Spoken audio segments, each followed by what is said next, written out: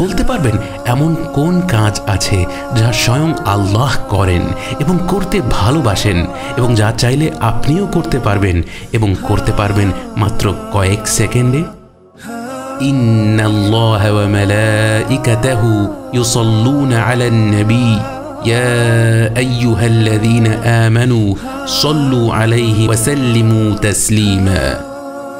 আল্লাহ তার হাবিব সাল্লাল্লাহু আলাইহি ওয়াসাল্লামের উপর সালাত প্রেরণের আদেশই শুধু দেননি, এর জন্য রেখেছেন অসংখ্য পুরস্কার। যেমন প্রতিবার সালাওয়াত পাঠ করলে 10টি করে ভালো কাজের সওয়াব, 10টি গুনাহ মাফ হয়ে যাওয়া, দুশ্চিন্তা ও সমস্যা থেকে মুক্তির অঙ্গীকার, বিচার দিবসে রাসূলুল্লাহ সাল্লাল্লাহু আলাইহি ওয়াসাল্লামের সুপারিশ পাওয়া, রাসূল সাল্লাল্লাহু আলাইহি ওয়াসাল্লামের সঙ্গ পাওয়া সহ আরও বহু বহু ব্লেসিংস। এই আমল করার সবচেয়ে সহজ সুযোগ হলো যখনই আমরা রাসূলুল্লাহ সাল্লাল্লাহু আলাইহি ওয়াসাল্লামের নাম শুনব, সাথে সাথে সাল্লাল্লাহু আলাইহি ওয়াসাল্লাম কথাটি বলবো। রাসূল সাল্লাল্লাহু আলাইহি ওয়াসাল্লাম বলেছেন যে ওনার নাম শুনল অথচ তার উপর সালাওয়াত পেশ করল না, সে হলো সবচেয়ে কৃপণ ব্যক্তি। আসুন আজ থেকে সৃষ্টির শ্রেষ্ঠ মানুষটাকে স্মরণ করে ঘন ঘন সালাওয়াত পাঠ করি।